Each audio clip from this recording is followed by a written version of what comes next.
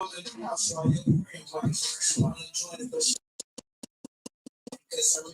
it should be showing up soon.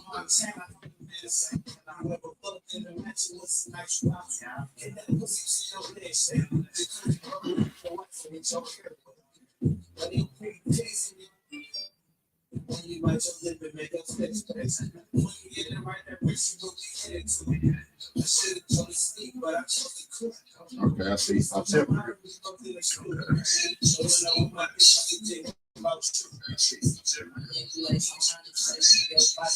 All right, look, looking up. Visual looking good.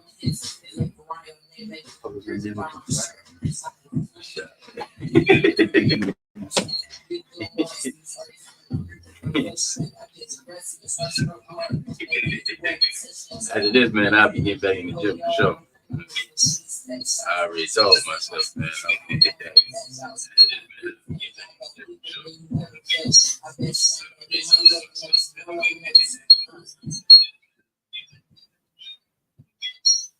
I might need to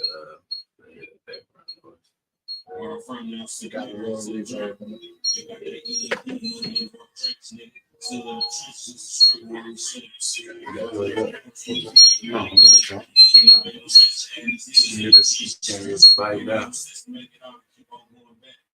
I can't explain some block where I'm safe to say. I can't explain where my kids where I'm safe to say. Circle in around home. But I still get shit that happens. You know how I go. Why the fuck I still be in the car that's so bad? I can't explain. I ain't changed. Jump out at the store with all my ice. I got my fangs. I know I should be done, but I can't leave this.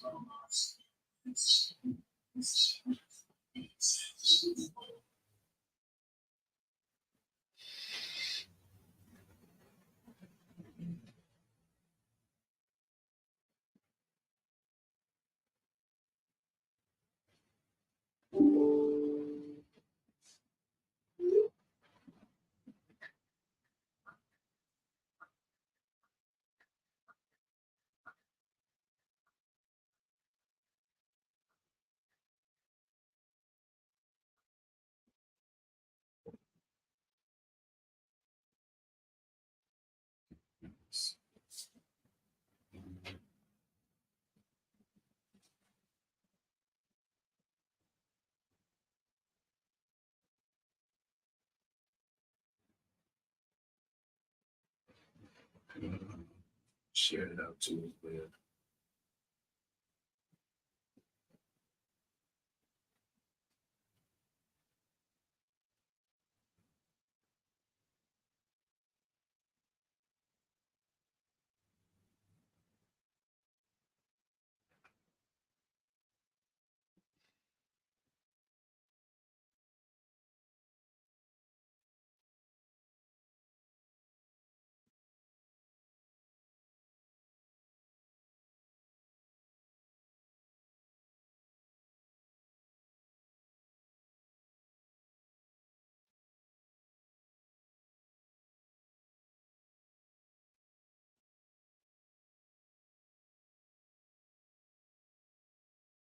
How your day been going so far, man?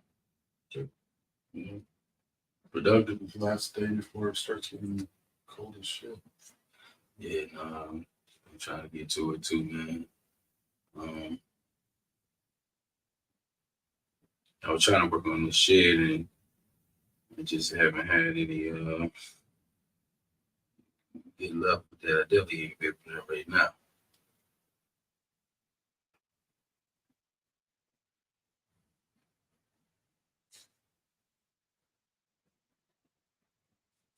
Peace and blessings, everyone. We're just getting tapped into the studio. Like and share.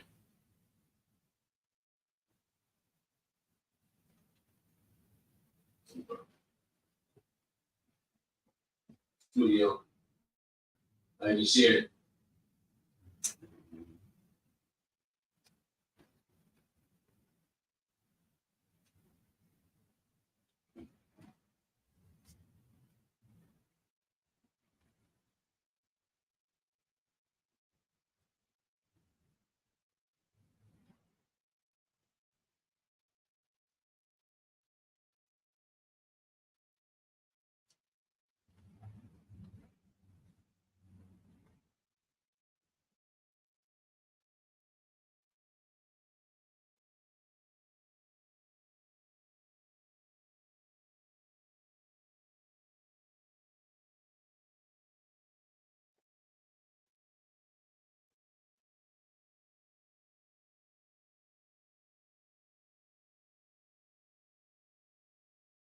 like, share, and subscribe to the channel.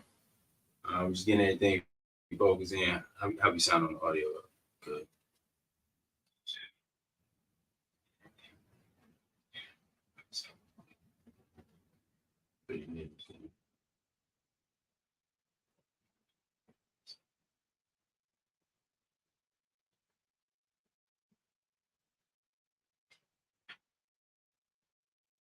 Hungry over there. Is that me? I thought it was you. No, you're starving, man. You eat that? Man, that's you. Nah, I got this. I got this stuff I'm trying to eat over there. I swear that's you. Peace and blessings, everybody. Peace and blessings. So we're live here in the studio, getting these things live out. You know, like and share. We're getting some folks coming in the room now, building or into the space.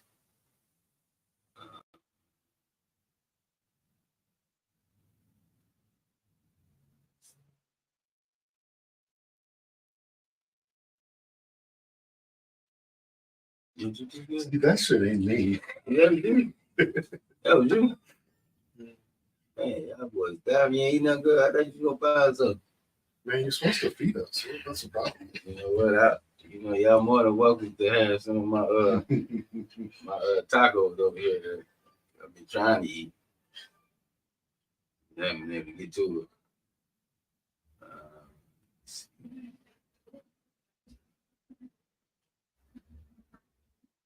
Okay. So we tapping in today. We tapping in today, man. Just kind of just having definitely a conversation. Welcome you to the Cultural Chronicles. We'll be talking with Councilman Dennis Pfeiffer. We'll be talking about just in general. We have just general conversation about the culture here in the city of Flint and politics and policies that's being promoted here down at City Hall. And then also some of the activity that's been going on with council. And then we'll just kind of have some real dialogue as it relates to the statement that we talked about.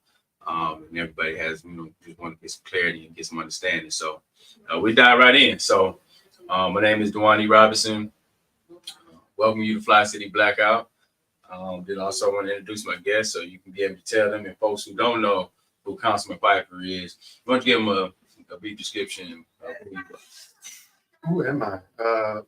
Obviously, like you said, Dennis Pfeiffer, councilman for the 8th Ward, which represents roughly 69 or Miller Road, Benton Road, southwest of the city. So that's basically my area. Okay. So it's kind of like the west side of Michigan, west side of Flint. Yeah, the southwest side of Flint. Sure. Yeah. So real diverse neighborhood or area. So we've got all spectrums of folks that live in the neighborhood. Yeah. Okay. So did you grow up in Flint? Are you from Flint? Born and raised? Born and raised. Obviously went to Cody Elementary that got torn down. I was over there on the Fenton Road. But yeah, I grew up on basically Fenton and 12th Street. Okay. All the way up until I was 18. So okay. Yeah. Went to Southwestern. You went to Southwestern? Went to Southwestern. It was a lot of folks that came out of Southwestern.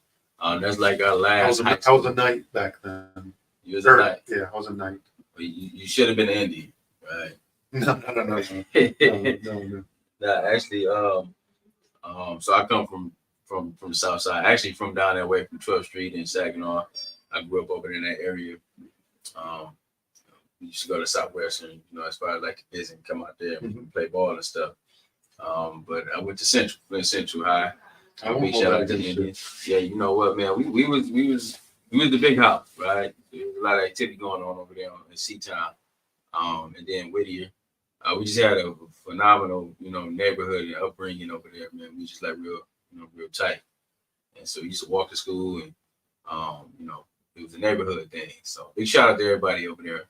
12th Street, Pier Road, Number Streets, Howard Ave, Pingree, Stewart neighborhood. you know, definitely, man, that's the fact.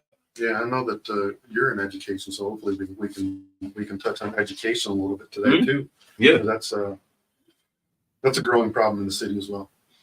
Well, let's dive in. You know, education is, like we just talked about some of the schools that we came from, and you know, some of the high schools and middle schools that's no longer here. That makes me very dissatisfied, right? When we talk about, you know, the legacy, we talk about the history of Flint, and Central was a big part of history. Whittier was a big part of history.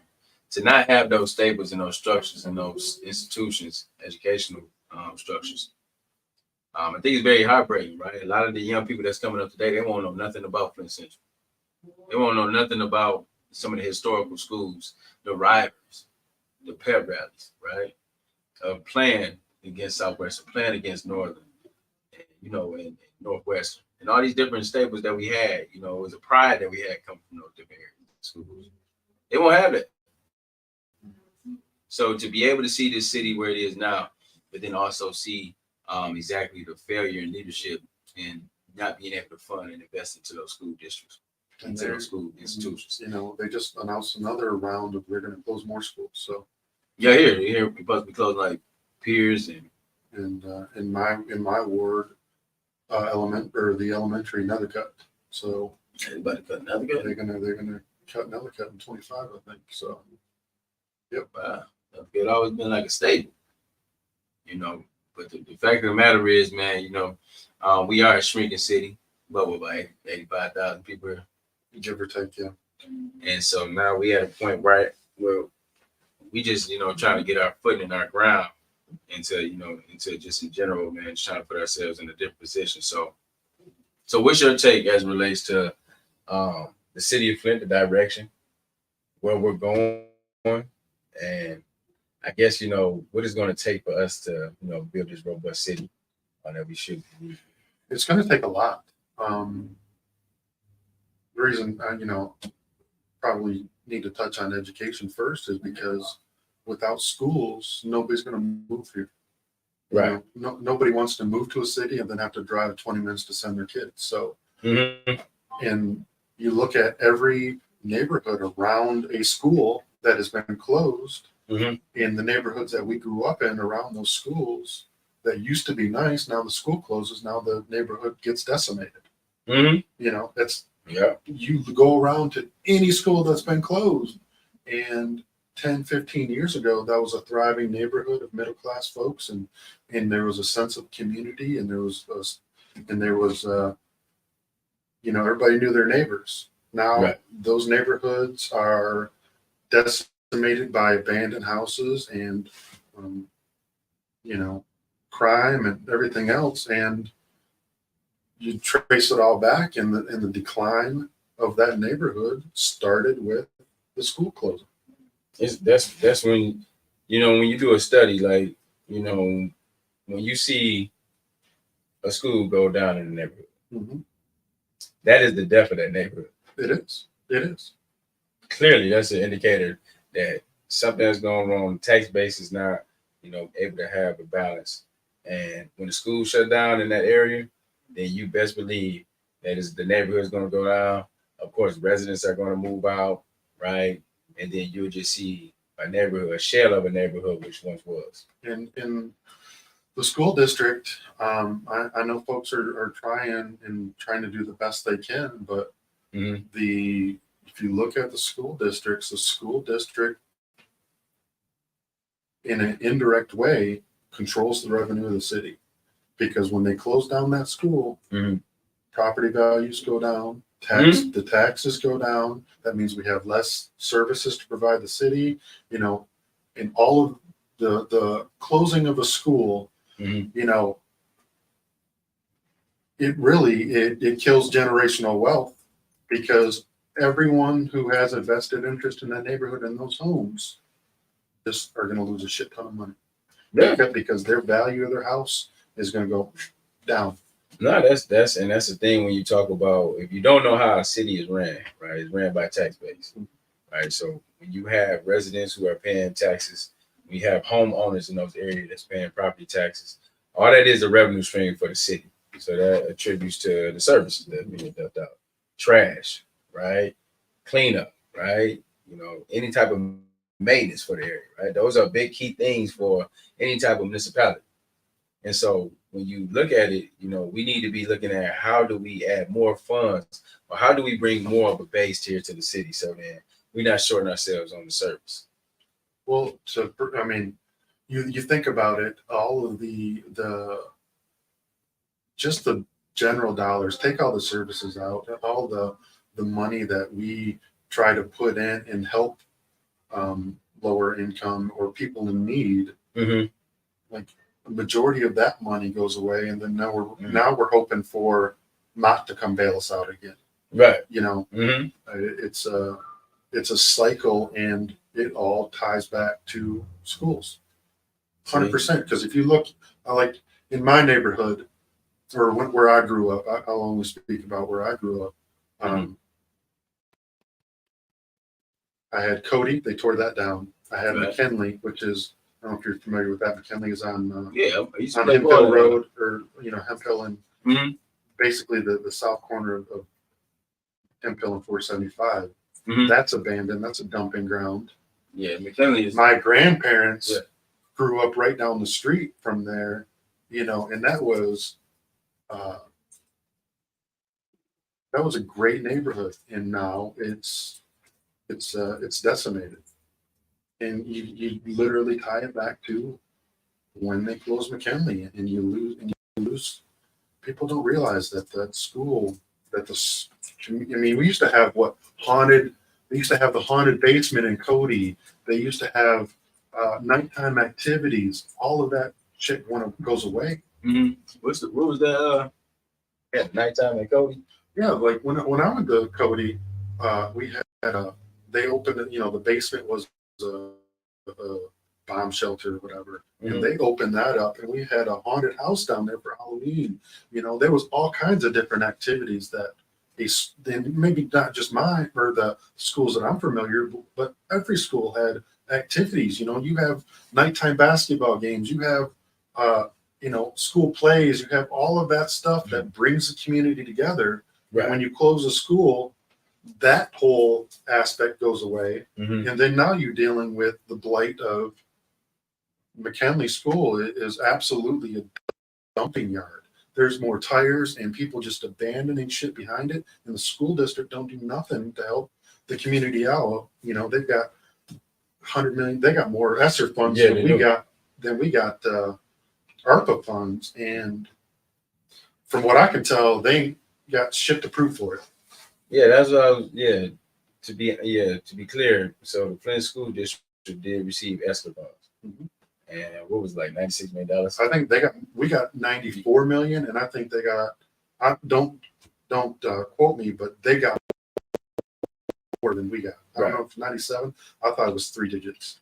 Okay, it may have been, but when you look at the state of the school district right now, I'm not seeing, I guess, the direct impact. Where those dollars are going. And see, I think we need a forensic study that's being done on the ESSER funds and also the ARPA dollars. 100%. Because a lot of people don't know. Yeah, we may hear this stuff in the news about, okay, well, this firm or agency was awarded this amount of dollars, or the land bank received this for demolition, right? Mhm. Or Ashley Capital received this for development, right? You will hear that, but then at the same time, how much money do we have left in the ARPA fund? Obviously, it's a moving target. I would say we probably, and I didn't bring a piece of paper, but I want to say we probably have close to 30 that haven't been allocated yet. About 30 million. Yeah. So, how much has been allocated thus far? I would say in the 60 60? in the 60 range. Yeah, we gave a good chunk of it to the land bank for the demos. That was like 20 million. 16 or 18. Okay. Yeah, 16 or 18. Mm-hmm. So, to your point of why we need a forensic study Mm-hmm. is right now there's a lot of programs and there's a lot of things that are in front of the city council itself of they're going to donate this money, but there's not any metrics or way to measure to see if that money has been deployed successfully. So what that firm is supposed to do? Well, they're just saying if it's okay to give the money, basically if they qualify. But how do you like with the land bank? We can count houses, just abandoned houses or houses that blighted up neighborhoods. We can count to see how many were torn down for a gauge to whether or not those dollars were successful. But right now they're doing a lot of you get 50,000, you get 50,000, you get 50,000 for programs that don't have any measurable way to know if those dollars were successfully deployed. And yeah, that's what's so confusing for the community. Yeah, it's in my opinion, it is paid. It's pay to play. It's here's $50,000. Right.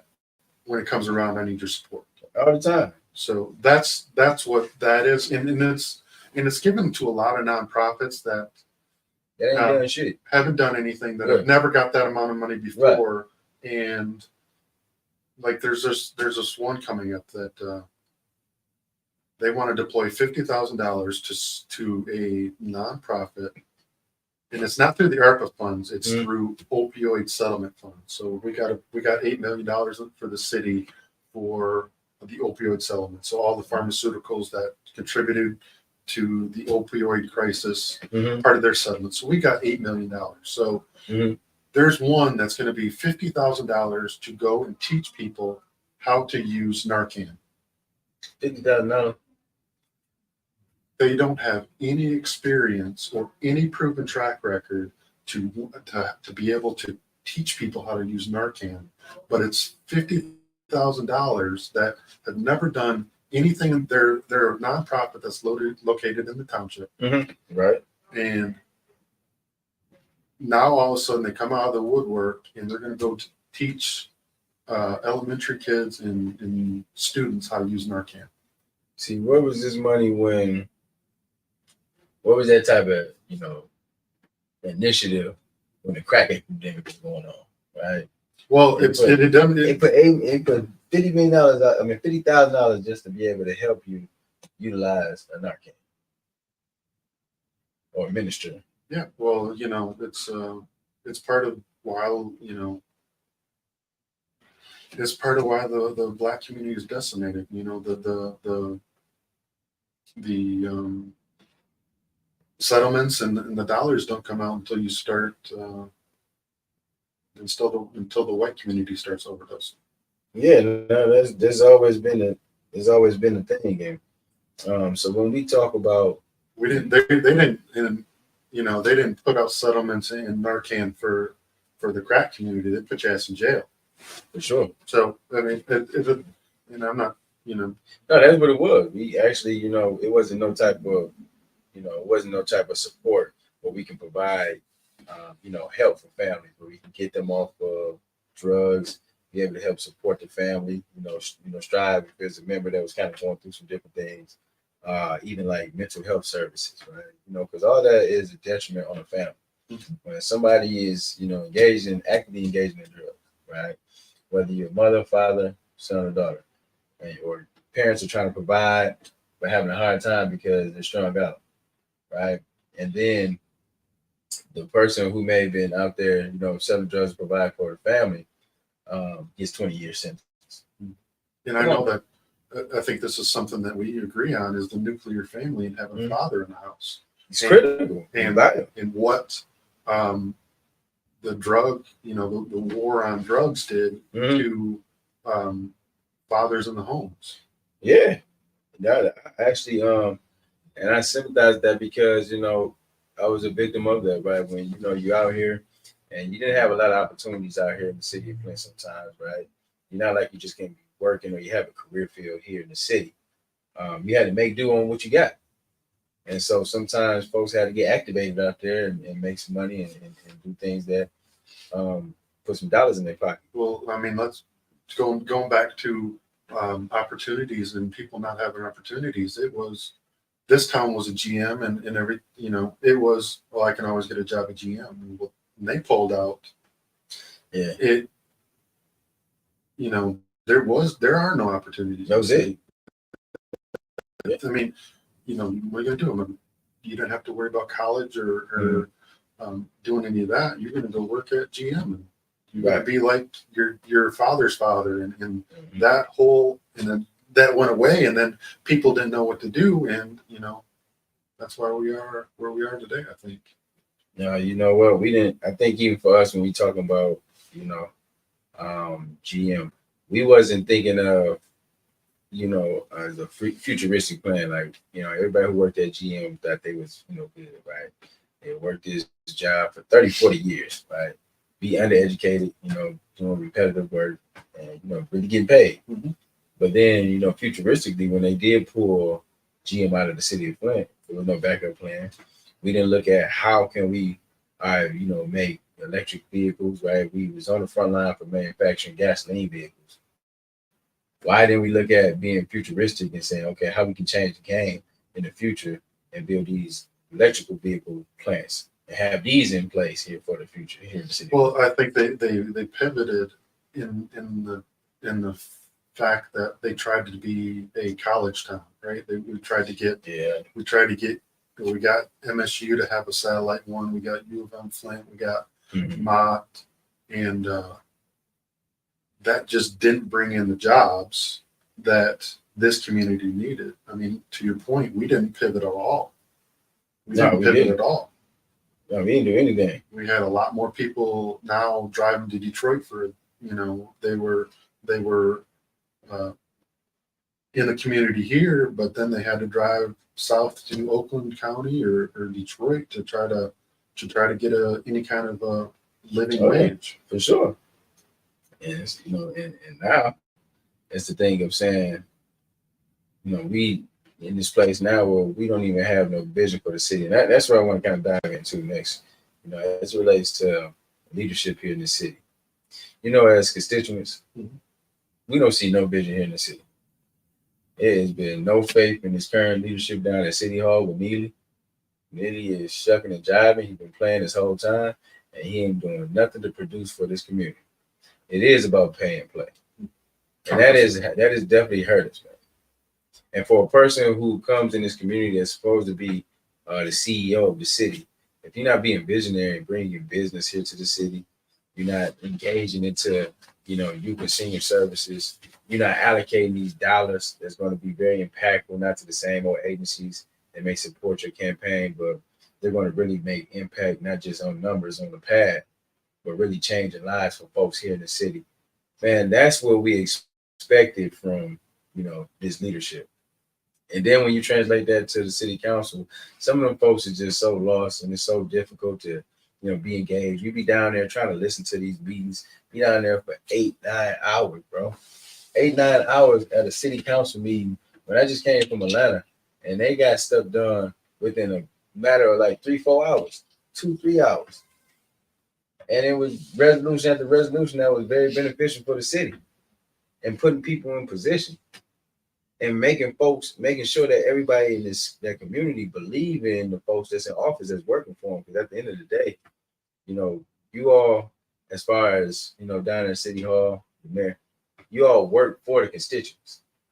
Meaning that whatever the plan and the vision that the constituents want to see is given to you all as officials to be able to carry out. And I don't know what the hell is going on. You and me both. It's pay to play. It's not just Neely that's doing pay to play, in my opinion. We got people on city council that are doing pay to play. Oh, for sure.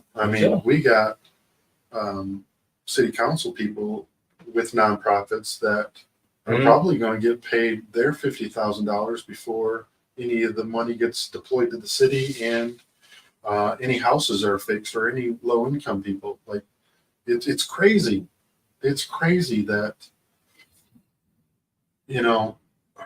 there's a lot of nonprofits in the city that do good. I'm not gonna, but there's a lot of people that don't, that use nonprofits to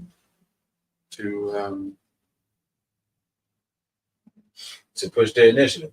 well, just to not even to push their initiative, just to your point, to pay to play and to for political favors.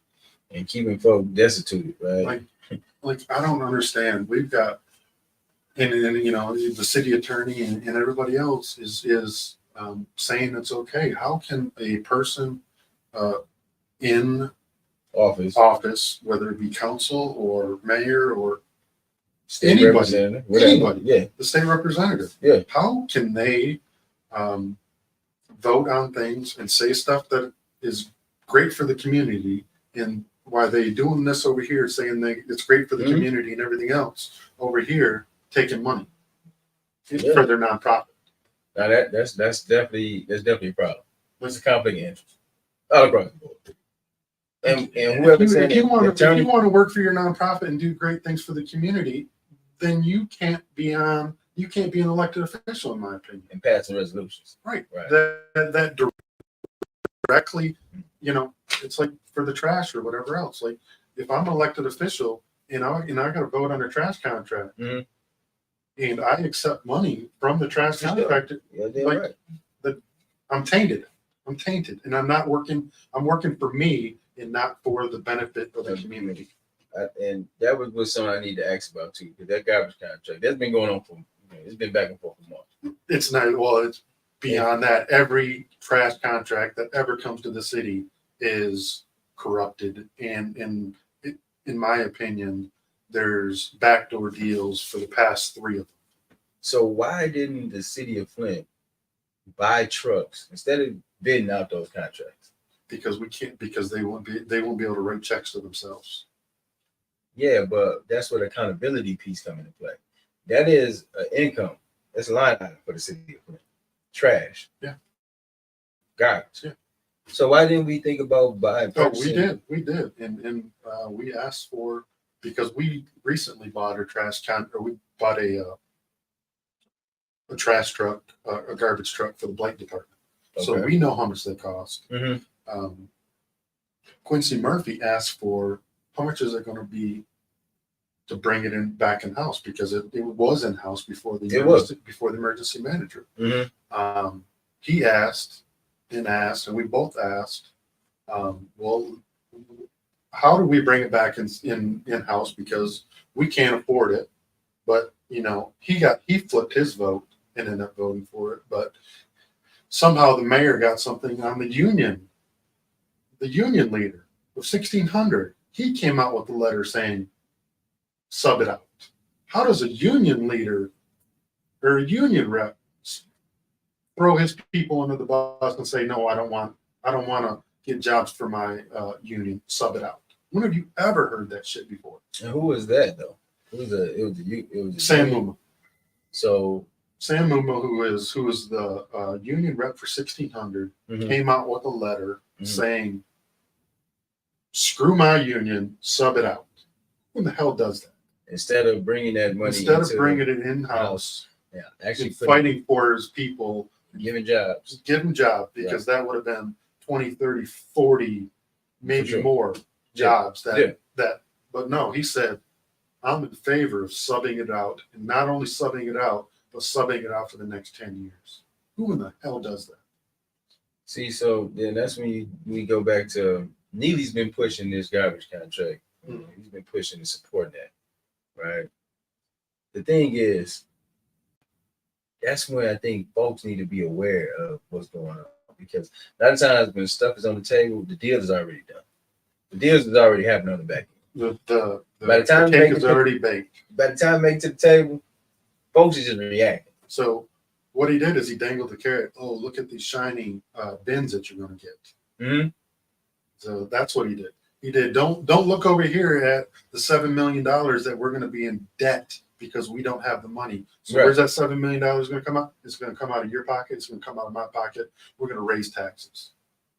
See, that's the stuff that you don't hear about. That's what you don't hear, because it's over here while he's over here saying, with Vanna White saying, look at these pretty trash bins. So, but why So the members on council that voted for, who all voted for that? Who all voted for it?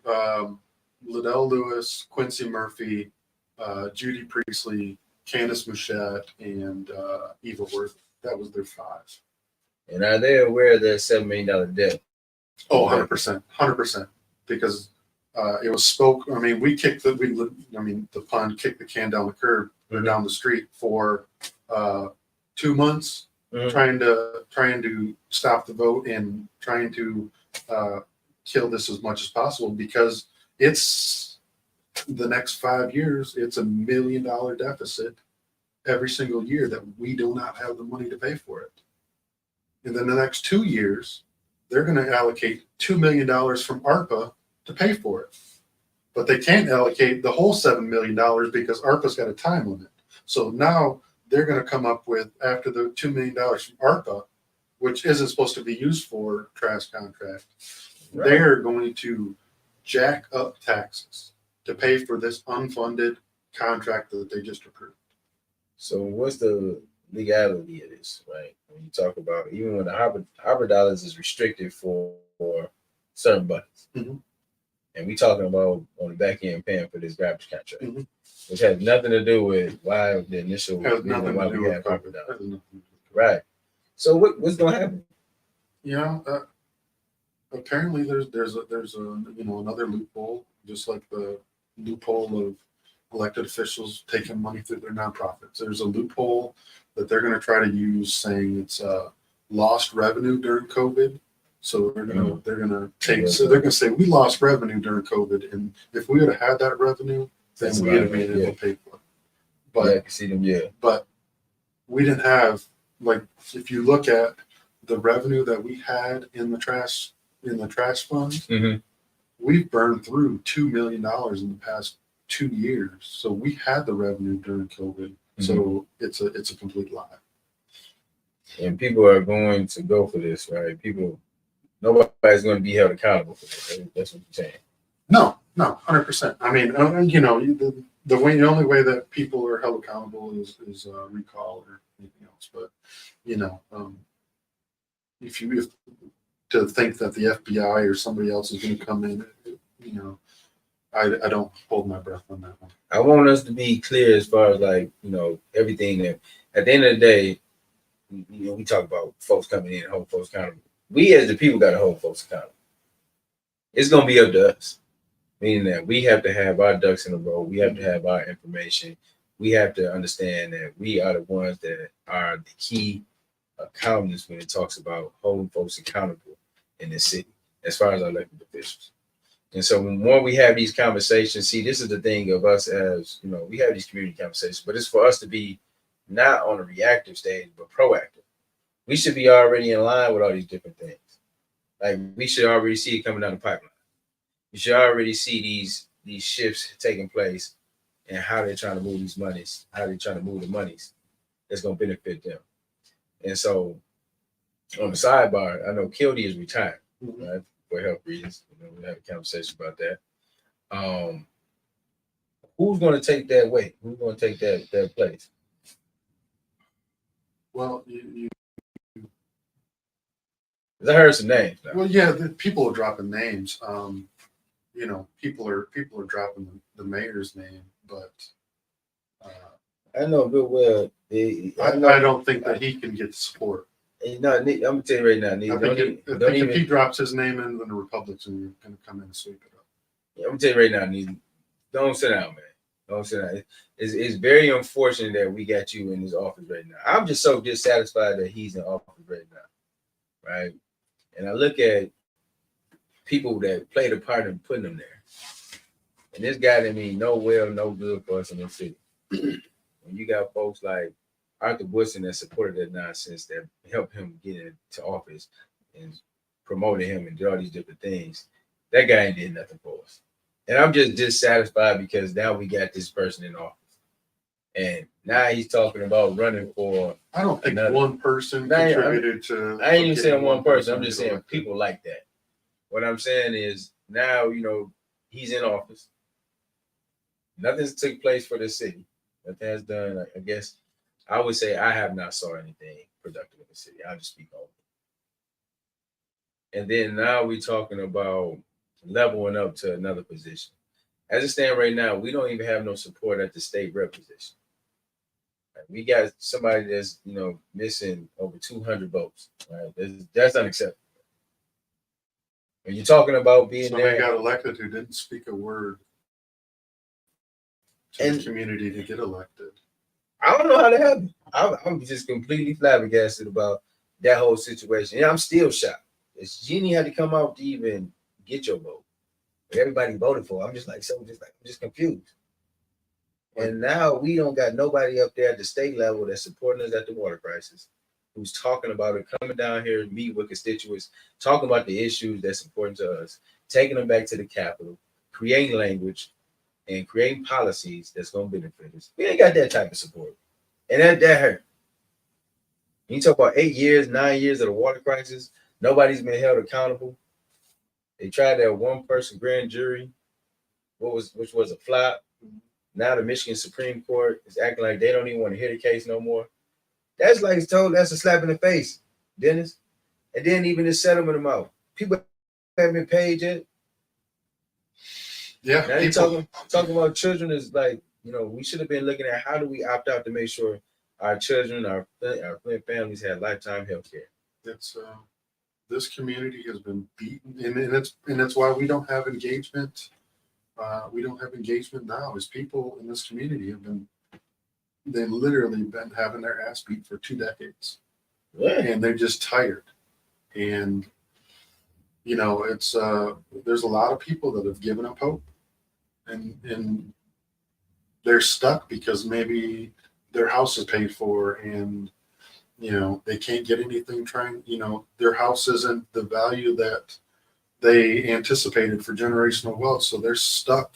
Mm-hmm. What are they going to sell their house for? 15, 20 grand? And where are you going to relocate to anywhere else? You can't. You can't. So right. What you're going to do, you're going to take that money, and then what they're trying to do now is they're trying to build up with low reduced income apartments to get people to decimate more neighborhoods and to move into apartments. Right. And anybody knows about when we talk about creating wealth, property and home ownership is key.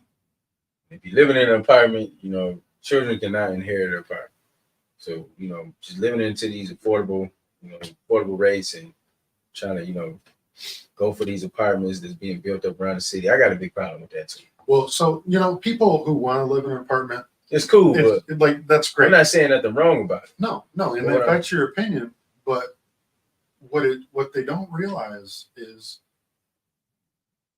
like welfare, it should be used as a hand up, not a handout, and it should be used to transition to something greater and to better. But it's not. They're using it to keep people there forever, and it's it's crazy.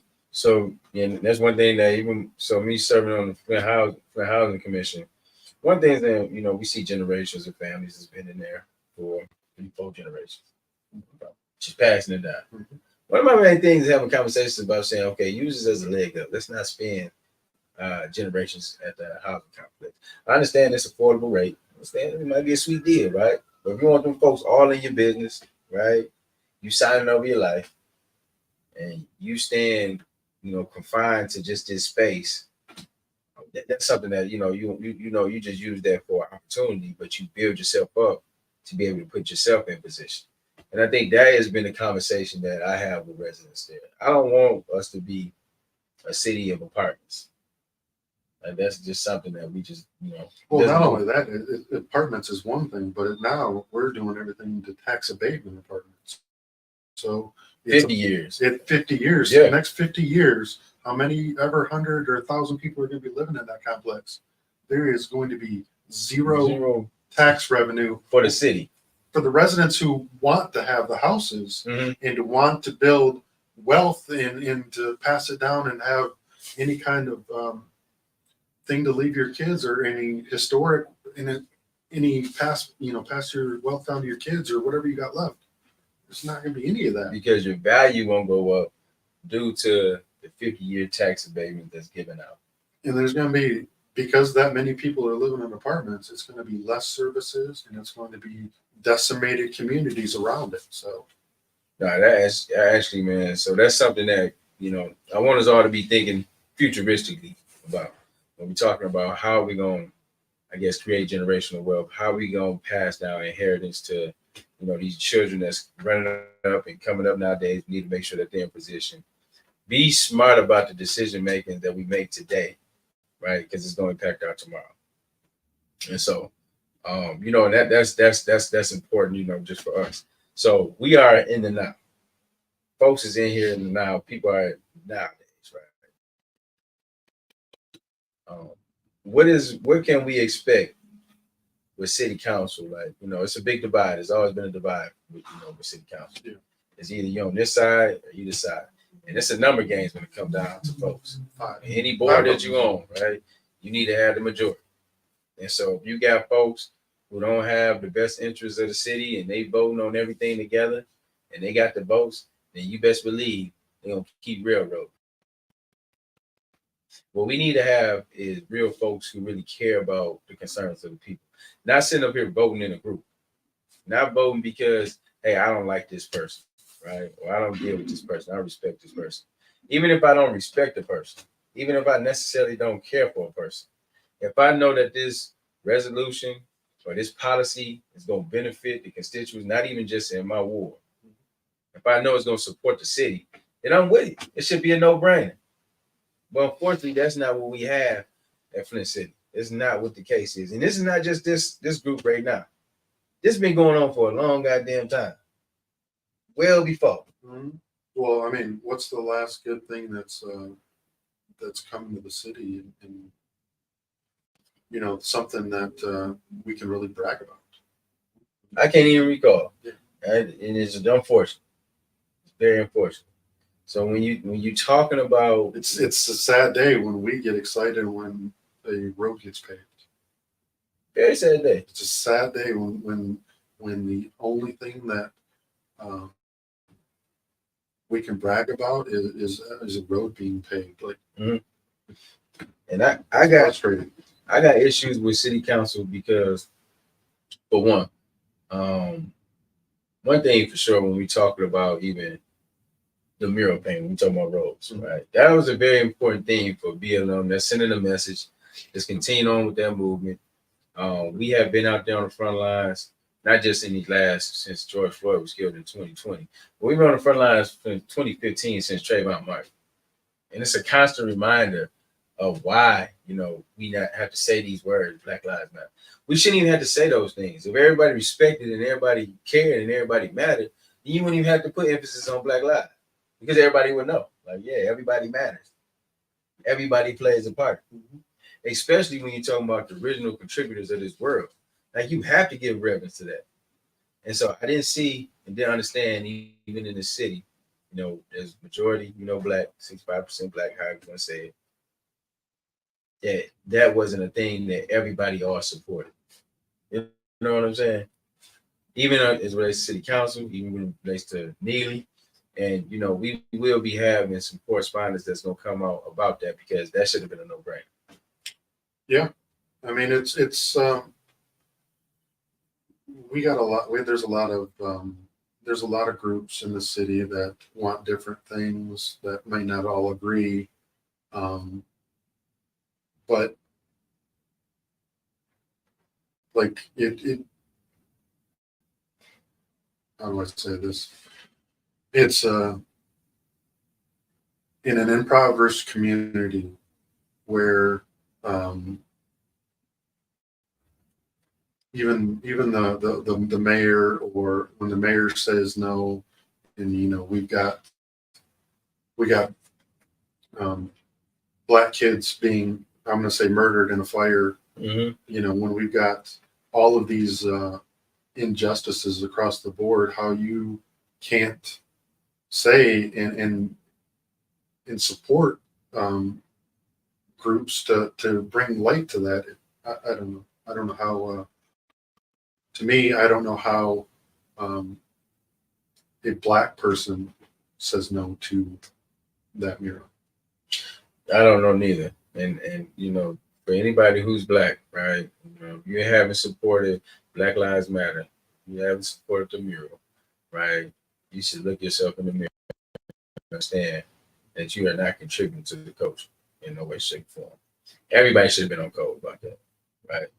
And like I said, we do have some follow up. We do have some conversation that's going to be taking place with our partners.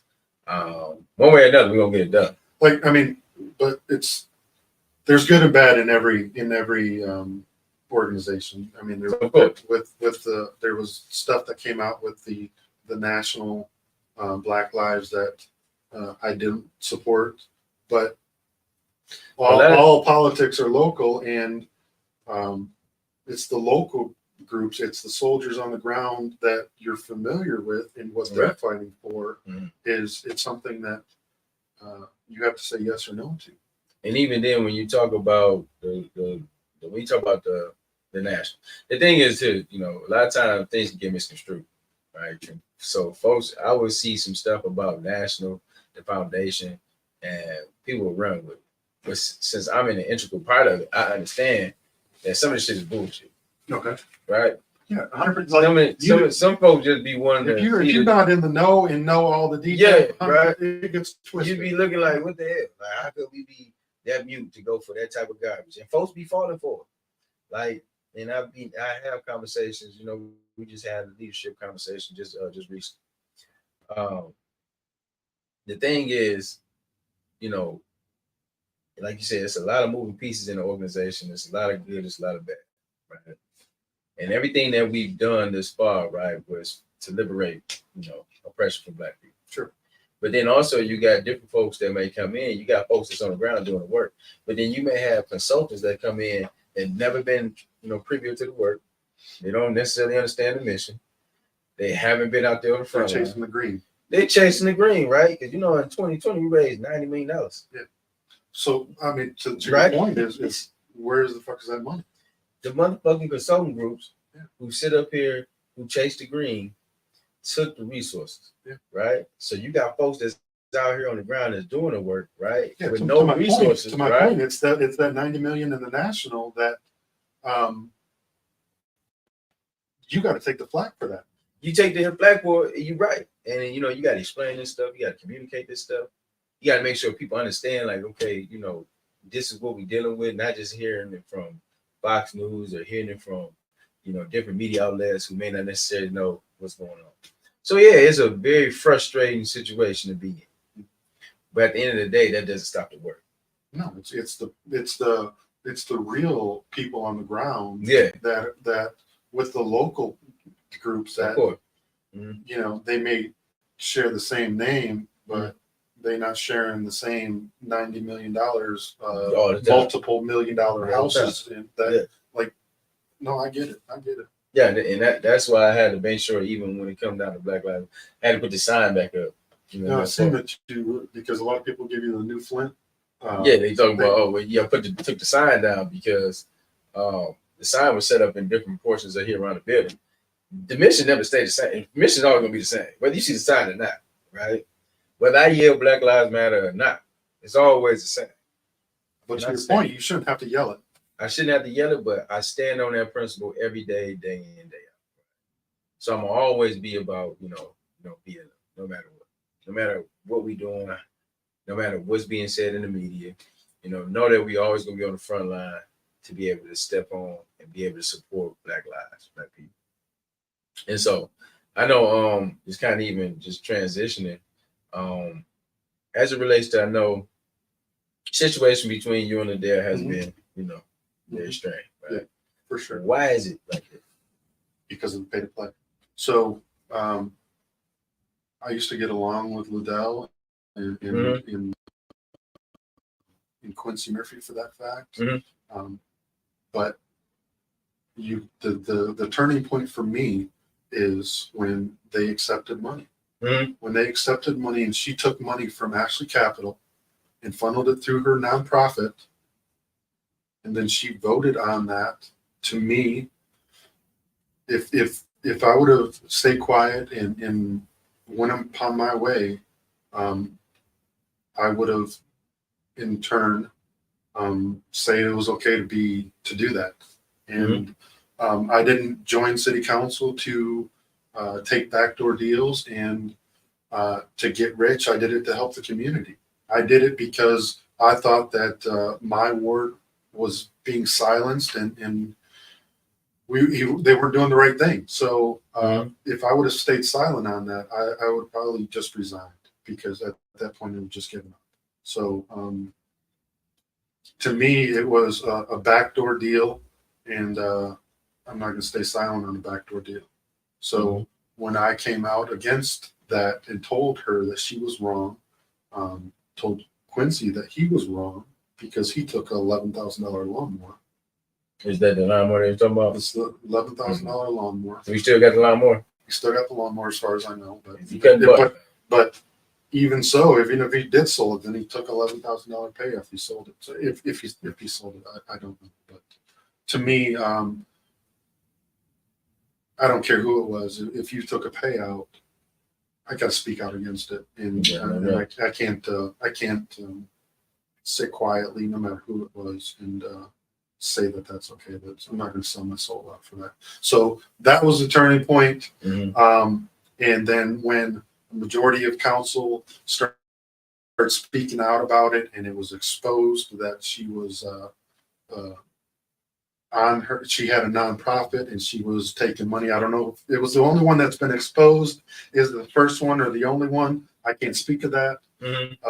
But that was a turning point. And after that, it just really went downhill fast. And she didn't like being exposed, and the corruption that she was being accused of.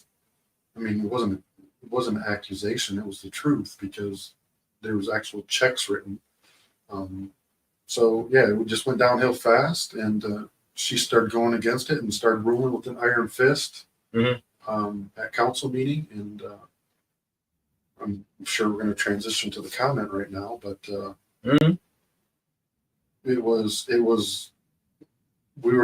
a majority of council was done with it, and she was literally tearing everybody apart. And I'll just say it right now. I was trying, I made the motion to remove her as chair for just that one meeting, because she wasn't being fair. And when you say not being fair, she was not being fair. She was calling everybody out of order. She was she was giving people warnings. She was throwing people out in the audience. She was, having people escorted out in the audience. So on and so forth. It was a complete shit show. And I made the motion to remove her as count and have the next person in line chair the rest of the meeting. And I was speaking about her decorum and her demeanor, and I was telling that I was trying to, and I fucked up my words, and I was trying to say that her ability to not chair was dragging the council down. And whether I meant to say monkey on our back or elephant in the room, but I fumble fucked and combine those two sayings, and the community got I'm going to say it, they got Jussie Smolletted and lied to, and that's why a majority of the community knew what I was saying and stood behind me, and here we are today. I mean, there's a lot of people that got hoodwinked and lied to, and I got death threats from around the nation, saying that I called her a monkey. Ain't no way. No way. That's I mean, I know, and even when I heard it, right, you know what I'm saying, and I've known you, prior to, when I was hearing it, when you were saying it, I was following, kind of going where you was going with it. You meant about to say like, hey, let's elephant in the room, right, or get the monkey up. Yeah. You know what I'm saying? I understood, right? You know what I'm saying? I don't think it was with malicious intent. You know what I'm saying? Because that's a difference. Yeah. when somebody says that and really believes that, and then they show that in action and thought, and we gotta fuck them up. But so it's a bunch of bullshit because she knew if she thought that I called her that, she didn't say nothing for 2 whole meetings, and then she had a press conference saying that I called her a monkey like 2 weeks later. Like it's a bunch of bullshit. One, I would never say that. Okay. And we've had many conversations, and I don't know if you think I would say that or to call somebody like that's just ridiculous. We were talking about her demeanor and the cloud that she put over the council and not being able to treat people fairly. That's what we were talking about. And to hold a press conference with a couple of pastors after 2 weeks later, and it's ridiculous. It was a diversion tactic because we were exposing the pay to play, and that's why I said I was disappointed in your letter, because to me it was a lot of people got fooled by that, and to me it was like, okay, well, Dewan got fooled too, because that's why a shit ton of people in the community, majority black, said, no, we ain't falling for that shit. We knew exactly what he said, and there was no racial context to it whatsoever. And well, I would say so Dewan didn't get fooled. The thing is, but you put out the letter in saying you didn't demand that I apologize, but what's the word? You expected me to apologize. So what we expect? So just for clarity, when that situation happened, right? When the fumble of the words, misstatement, or whatever, you gotta clarify that then It did. And make sure it's clear, folks, that hey, listen, I ain't calling nobody no monkey, because that's a negative connotation. It did, and me and Mr. Mays have had our battles, and I know you try to recorrect it. It was clear that it was meant to say elephant in the room. So how did you feel that you clarified it at that time? Clarified it because it was clear that. Did you say, like, all right, listen, you know what? Yes, I said yes. I meant to say elephant. Misquoted the word, right? And I've said it meetings afterwards. We called Tanya Burns and Eric called a special meeting and brought in the concerned pastors. And guess I didn't hide from it. I went to the meeting because I'm like, I ain't got nothing to hide from. That's why I didn't hide from this call or from this thing. Like if I called anybody a monkey or anything else, like I would have went into hiding. Right. And right. Just be honest, I would have fucking went into hiding and resigned. Just shit. Yeah, right. I haven't missed a meeting. Mm-hmm. I'm not hiding from anybody. I will have a conversation with anybody about it because as much as look at my voting record and what I'm trying and what I voted for and what she's voted against. If anybody look,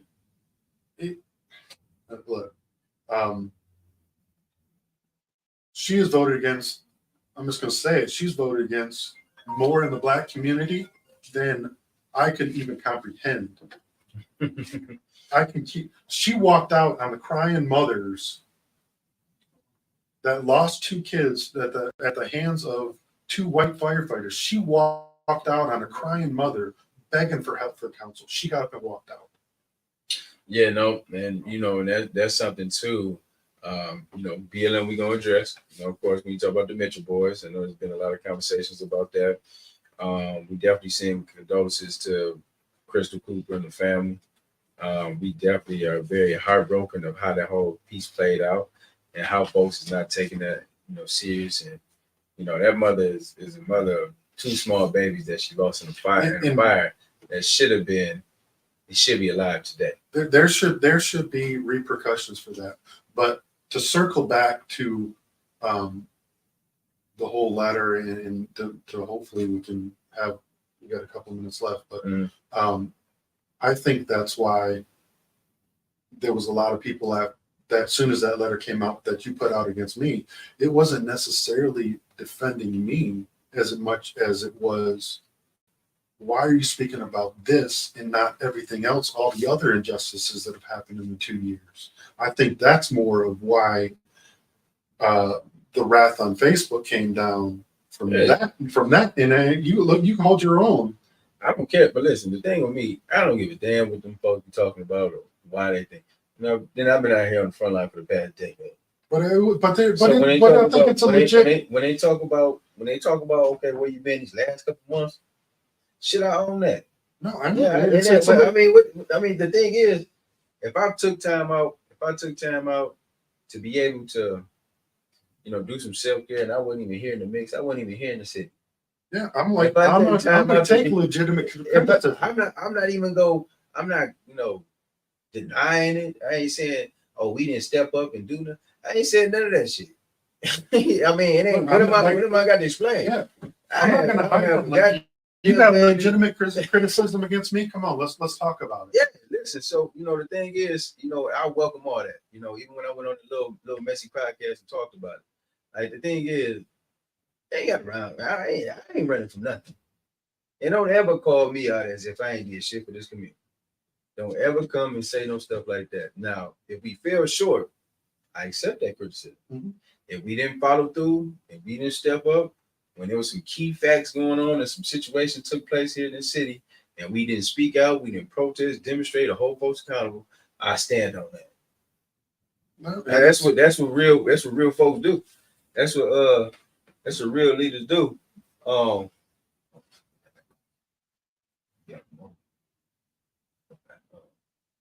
me to drop it? Okay. Yeah, legitimate criticism. I'm all for it. And if you got something, like, I'm not gonna hide from it. Let's talk about it. Yeah, no, and I respect that. So even when we put the letter out, and to be clear, it wasn't about supporting the politics of Liddell. It's not supporting none of that stuff, right? But I think, what we saying, if you look at the optics of it, that's what it looked like, because you didn't. No. I'm just saying very clear. That's not what we. No, I know, but look at it from a different perspective, Duan. Mm-hmm. That's the first thing that you came out about. Yeah. And put that ahead of everything else. Yeah, no, I can see that. I can see where it can Like, I don't think that necessarily a lot of the backlash was coming out to support me. It was more along the criticism of, well, wait a minute, why is this coming out now versus other topics? Yeah. No, and I fully, the thing is, and like I said before too, that was just the first letter that came out. I guess since we've been at the table, sitting back at the table. Now, just to put you all on notice that there's gonna be a whole slew of letters that's gonna come out in action. Yeah. That's coming out towards City Council, coming out to Neely, coming out to Representative Cynthia Neely, coming out to the governor. Right. Look, if it's a legit criticism, I'm telling you, it's about to be a whole show. If it's legit criticism, we got to stand on our record. I get it. That's right, and that's exactly what we're gonna stand on. That's what we're gonna do. So when we put that letter out, it was for all the folks because they expected a response, and then also with the Metro boys, with the situation happened to Councilwoman Tanya, also Jerry Winfrey Carter, also Eva Worthy. We definitely about to tear Eva ass up. I'm telling you. Yeah, right now that shit's like it's gonna be a whole shit show. So I don't want us to get misconstrued of okay, well, this was the letter. We didn't address all these other issues, but we just addressed this issue with you on the day. That's not the case. That's just one of many. And that just so happened to come out right then and there. And I talked to you like 4 weeks about it. So yeah, it's gonna come out, we're gonna do response, XYZ. Now, with everything else what we talked about, where was we? When it comes down to all these other issues, we will be addressing that too. right? So we are just really kind of taking things one step at a time. We are addressing things one issue at a time. We talked with Chief Barton, just talking to him recently about some Man, things. I feel very bad about him, but we also got we cannot let that shit slide. I know we got some action coming up for Chief Barton, then also against the Firefighter Association. Then also that firefighter that just moved into a different district. Now we coming at all of them, right? So that, and then of course, some recourse for Miss Crystal. Chief Barton is a good man, and Definitely what the mayor did to him and made him a fall guy for that whole Mitchell boys and basically punished him for telling the truth. Yeah, no, real talk. I mean that's I mean it's one of those things that there's so little engagement in the city that there's no accountability and there's no there's no repercussions when they do that shit. He stood on 10 toes by not taking the easy gravy train and playing along with me. He's trying to do what's right. He did exactly what was right. He put them boys on notice, and then as well as he held them accountable. So I respect Chief Barton. So now what we need to do is get behind him and supporting his effort. I know he has a lawsuit coming down. Well, he's already filed it. I don't know what or where it is in the process of that, but yeah, he's definitely got some things going, and we support him. Like I said, we had a discussion, conversation, and we will be he'll be coming up here next. We'll be talking about those issues with those two firefighters. Then also really putting the pressure on him to lie to the public. Man, we're gonna get on all that. So just kind of doubling back to that letter. That letter is always the thing of this, we don't play when it comes down to, I guess, black people, because black people have been bamboozled and played with for a very long time. Mm-hmm. So we're gonna stand on all that. Even if I necessarily don't agree with Adele and her politics and not even supporting what she got going on, right? Mm-hmm. The fact that we wanted to make sure that it was clear. Hey, listen, we don't, even if it was a misquote, slip of tongue, Joe Biden gap, right? Right. Which one? No, I'm just saying, so we want to always make sure we check those, and we make sure that we stand on principle. So, and you responded. We talked even afterwards, after the letter came out. We talked about your stance on it. Like I said, I don't think that you were just coming from a hateful place. You never gave off them vibes, so I was just kind of No, I mean, how many times? I was kind of threw back that you even just slipped out and even came that way. So I mean, how many times have we talked and we've had hour-long conversations? For sure, I know. Like it's it was to the point of we talked about earlier that we're not going to talk about the taxes but being raised, but here is the shiny trash carts. That's right. That we're going to do. That's what was happened with this whole situation is, don't look at the corruption and me taking money. Look at the monkey comment. Yeah. No, I get it. And I get it. And I definitely want folks to understand. And that's why we having this conversation. And even I seen that stuff that folks are putting out there on social media too. I might not necessarily even care to respond. I know I've been on the tear lately. My elders and handlers be looking like, why you gotta respond to all that stuff? Look, I jump on Facebook maybe a half a second. What you gotta do?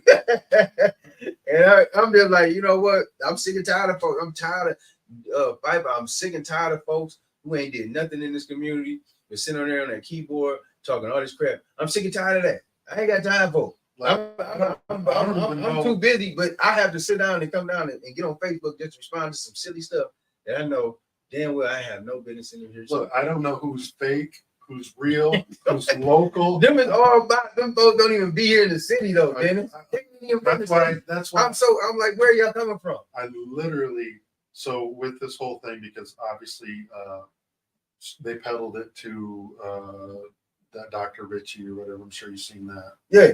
So they peddled. So I was getting. they took that snippet, and I was getting death threats from California to Maine. Mhm. So I had to pull down my council Facebook page, and at that point, like, I was getting threats from, and I'm not trying to be the victim here or anything else, Mhm. but I had to walk away from Facebook because well, I'm trying to think of the last good thing that's come out of a Facebook conversation. Mhm. And every once in a while, I'll throw my digs at people. Mhm.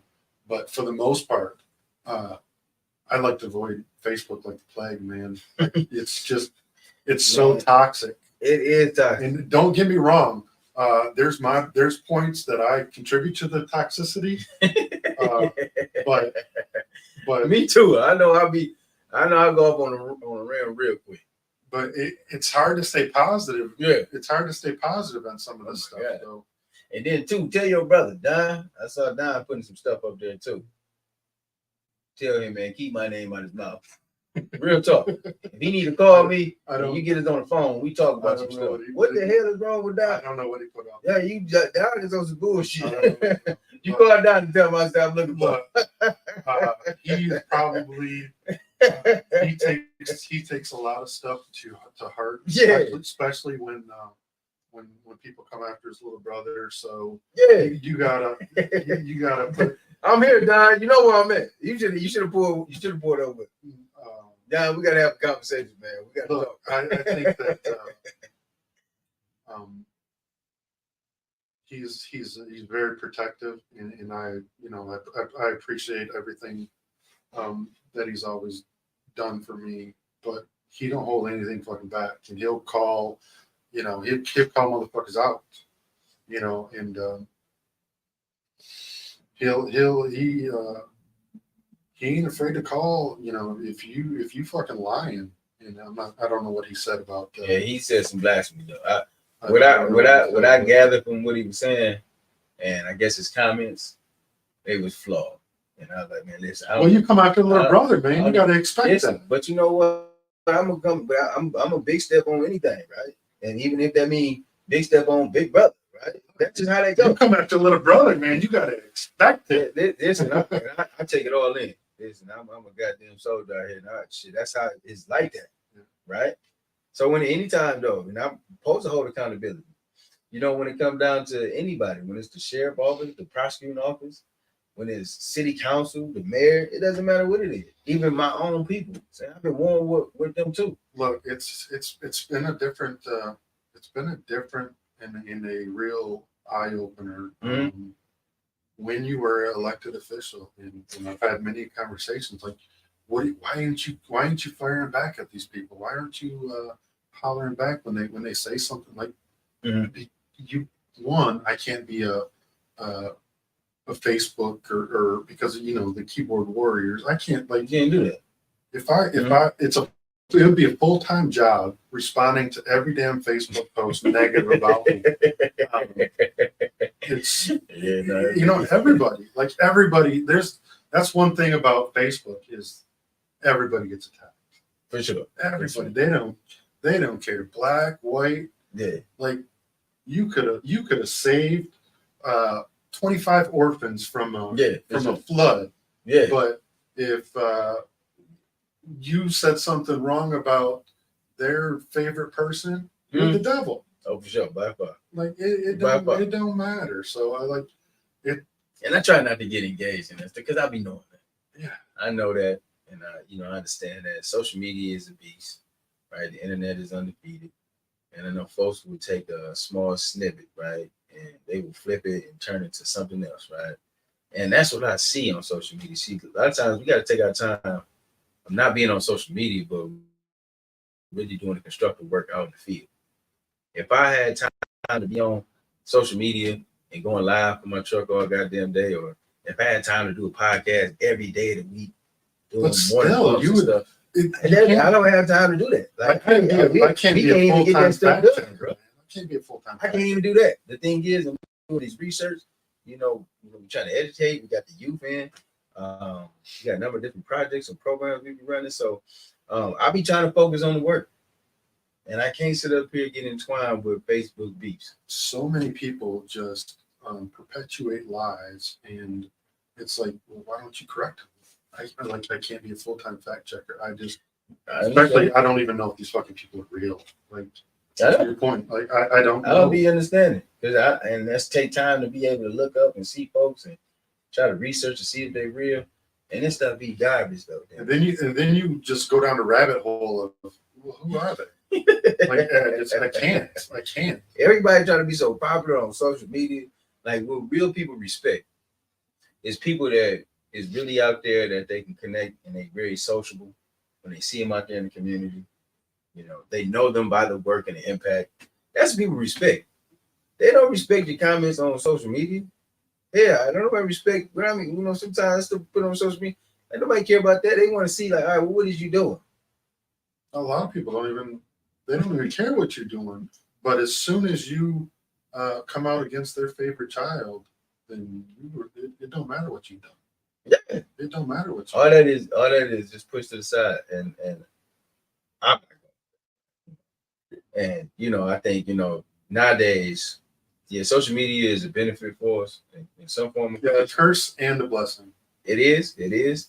I just hope that we utilize it in a way that is constructive versus being. You know, it's that's hard though.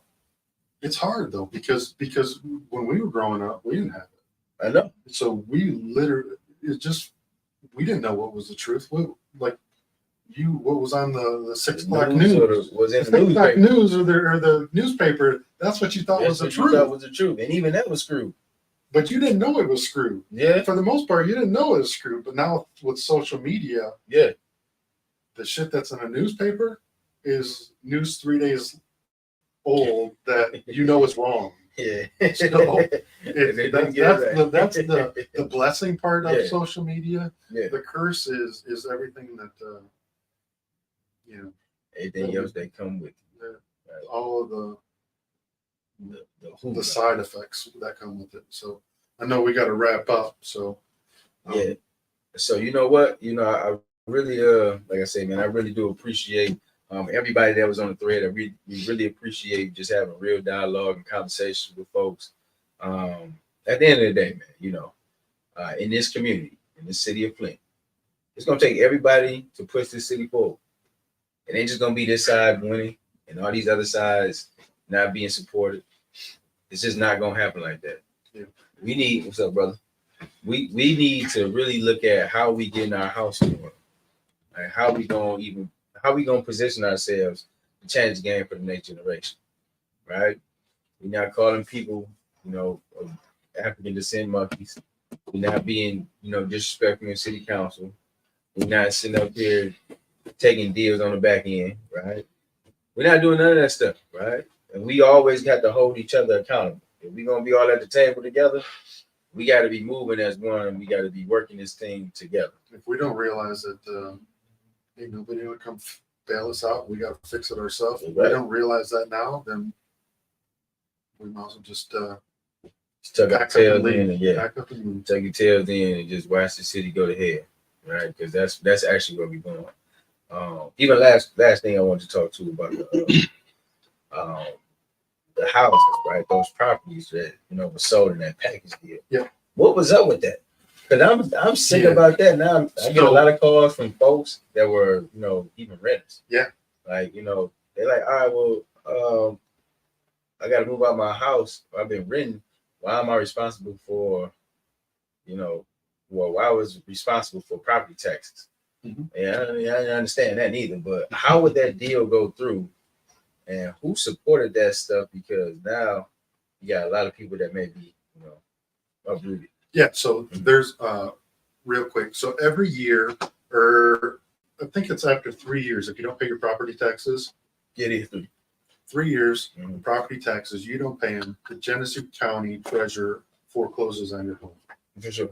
So in the past decade, nobody has bought those homes. Mm-hmm. So they foreclose on them, whether that be 500 houses or whatever else. In the past decade or whatever, you know, we've seen that number climb since probably about 2008.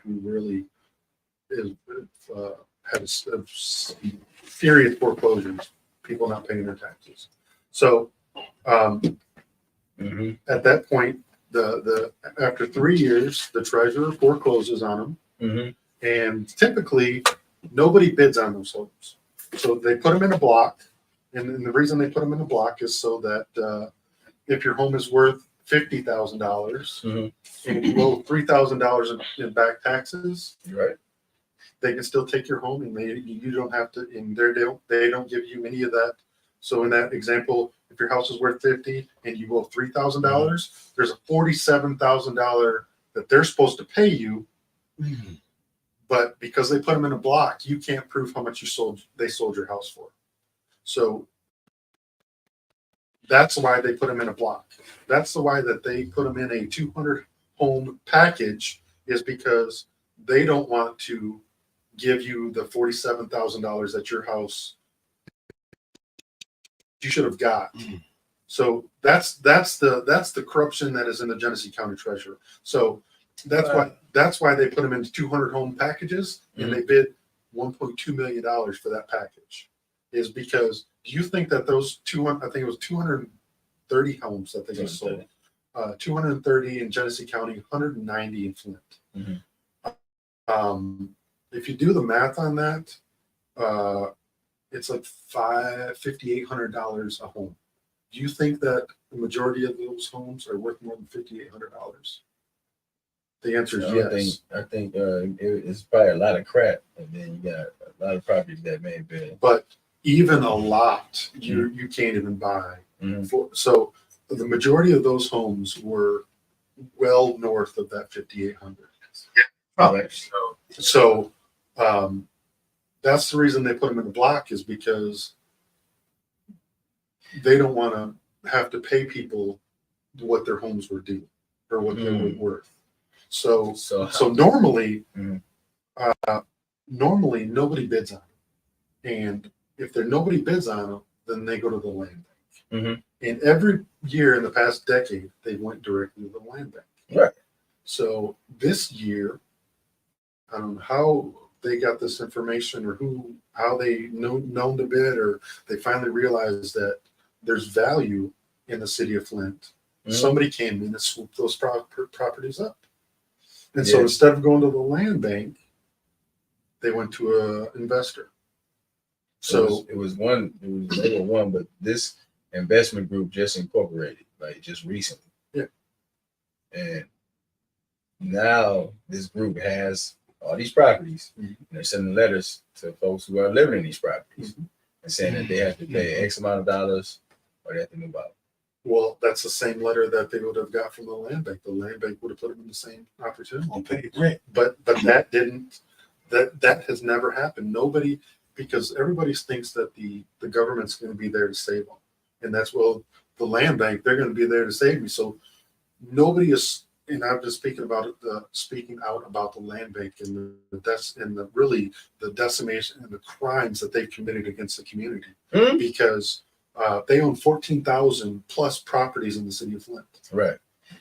They're tearing apart the community, but nobody says a damn word for the past decade when they've taken these homes. But now it's an opportune time to speak up, because an individual investor came in and is doing the same thing that the land bank has done for the past decade. Right. So is Deb Cherry complicit with this too? Because she is the Genesee County Treasurer. Right. So she's the one who put these in the bundle. Yeah. And sold them out.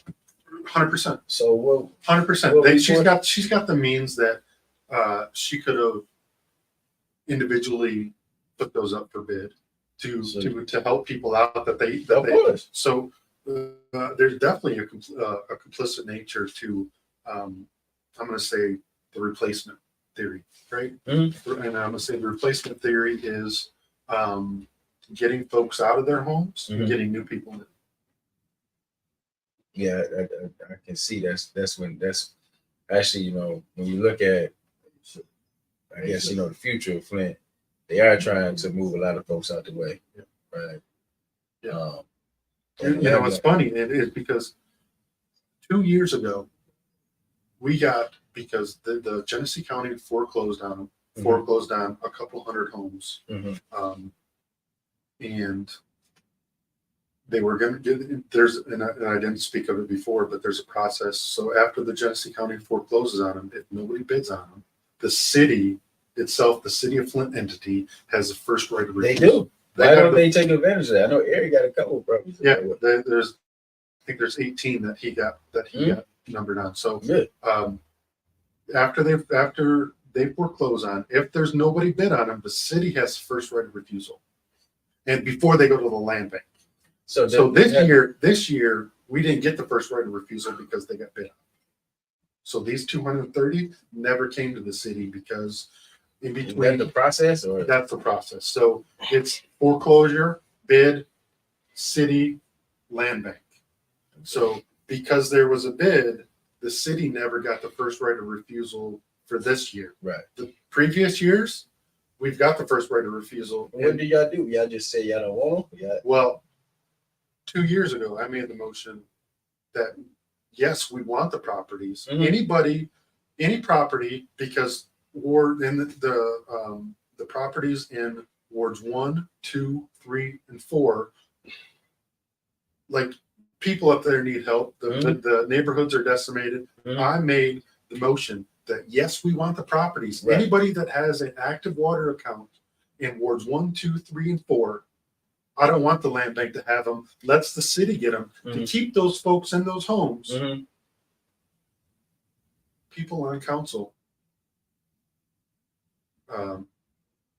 people in the representatives in Ward 2, Representative 3, Representative 4 said no. They didn't want to help their own people. I didn't say I want only the properties in Ward 8. No, the motion was to keep those folks in Ward 1, 2, 3, and 4 in their homes. The city's going to intervene and keep you in your homes. The representatives for Ward 2, 3, and 4 said no. That motion failed, and those people, I'm guessing, have been evicted or their homes are sold or whatever else by the land bank. So if representatives don't want to help their own people, it's very difficult. It's very difficult. But now they're speaking up. Yeah. Now they're speaking up because a private investor came in, but that whole process, they didn't want to say nothing to stop them from the land bank and the whole process of the land bank. The same thing that this investor's doing. They didn't want to say nothing then. But now there's a newsworthy opportunity that they can speak up and be for their community when they were against it 2 years ago and didn't say a damn word. Wow. Yeah, because I've always known about Flint being, having first, right of refusal. Like, I don't understand why we didn't even create a Flint land bank. You know what I mean? If we it's part of the, at least put some structure around. There should be some fight for it. I know Detroit has their own land bank. Detroit's the only one that has their own land bank other than the county. So, but it's part of what I'm going to say, the replacement theory, and getting people out of their homes and turning the North Ward. Everybody's saying that the new North Side is like Carriagetown, Fifth Ward. That's the new North Side because they want to turn the North Side into apple orchards. And I got a council person in the Ninth Ward saying, "Oh, I like apples. What's wrong with an apple orchard? Are you fucking kidding me? People are going to be decimated, thrown out of their community, out of their homes, and I'm just not going to sit by idly and watch that happen." Is that why Eva Worthless is? What was the situation? What was the situation? But she was acting. What you say? What'd you call her? What? What'd you call Eva?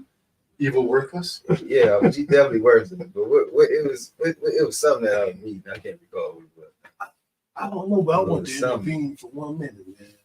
Yes, sir. What he just spoke about, a white guy I used to work with, shit, damn near 5, 6 years ago and how told me this shit that Pfeiffer said, Mm-hmm. that Flint is going to ultimately become a small urban farm. Mm-hmm.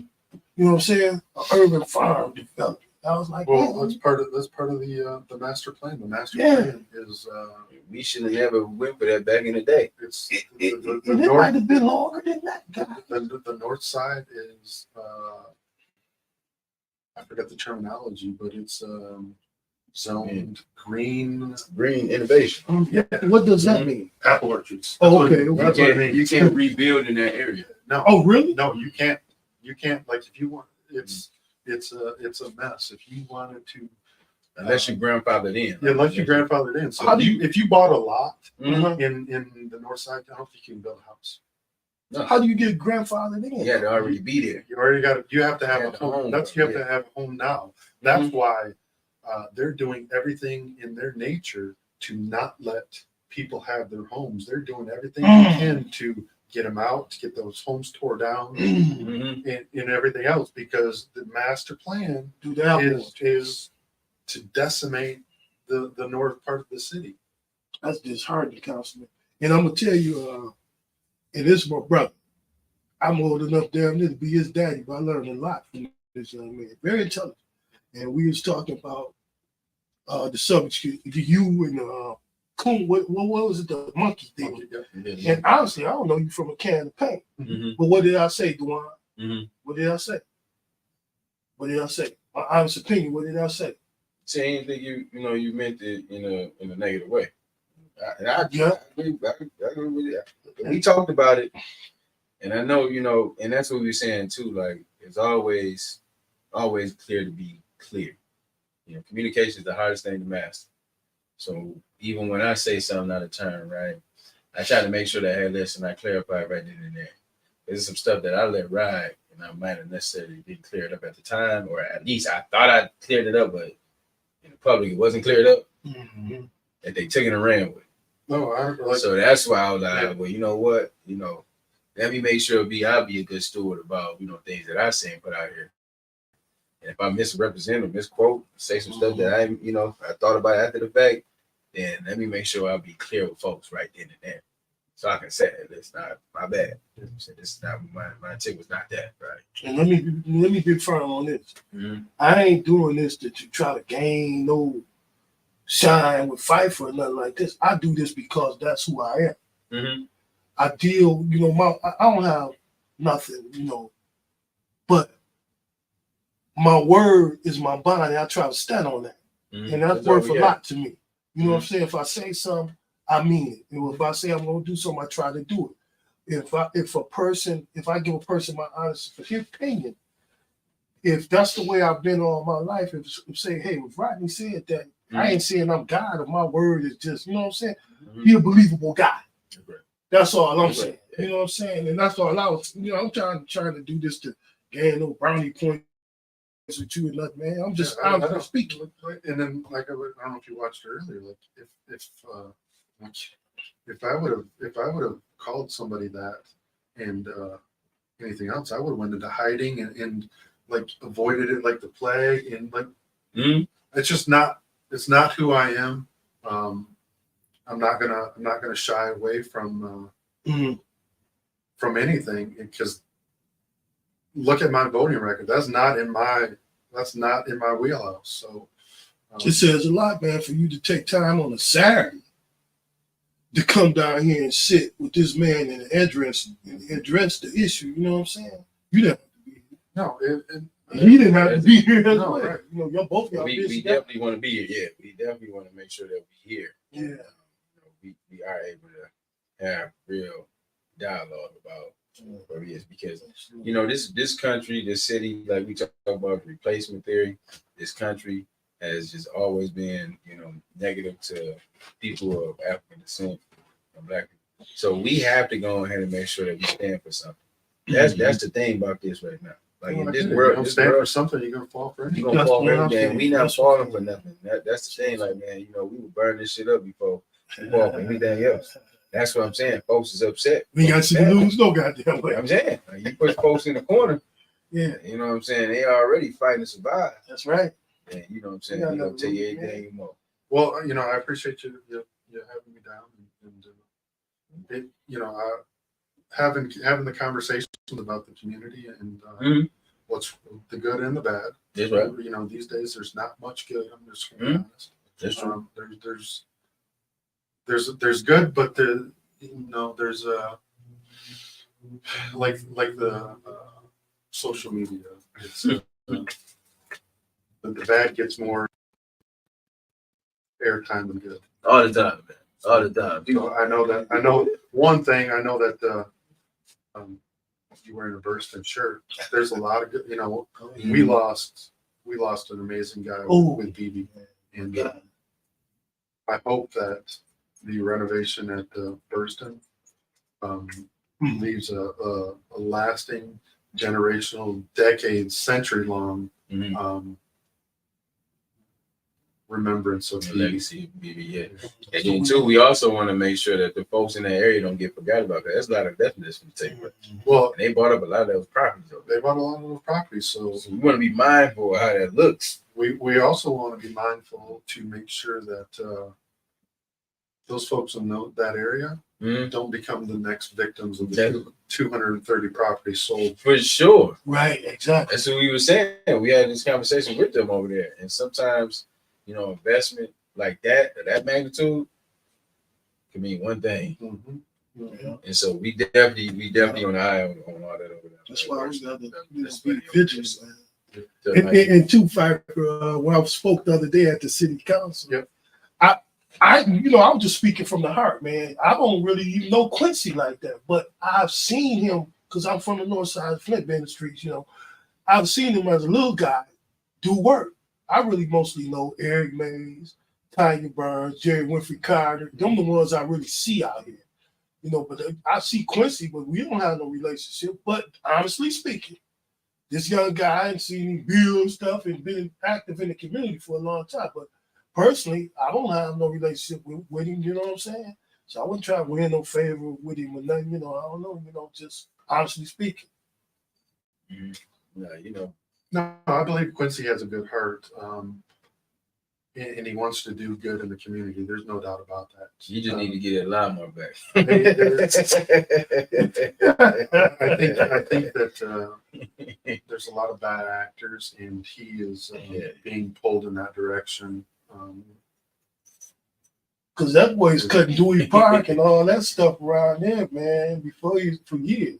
He come up there, but I guess I don't know if the city bought him no zero. He had big zero, pretty zero turns. No. Actually, Capital bought him that. Oh, okay. And that's part of. And that's I don't part know. of. That's part of what we were talking about The earlier. okay. In the corruption, when you Yeah. can't vote for Ashley Capital, they're going to buy you a damn lawnmower. That's right. So What's it called? Interest conflict. yeah, conflict of interest. It's pay to play. There's, Why he didn't Okay, abstain from the vote? I don't know. I wouldn't even be like, I I couldn't- wouldn't even think I So, real quick, I know we got to wrap up. Mm. That whole vote, I would have supported it because I think that for it's Ashley Capital. yeah. But Ashley Capital, do you think that they really gonna do what's necessary, do what's Well- right for Well, here's the thing. that section of the city? Here's the thing, though. Mhm. It's been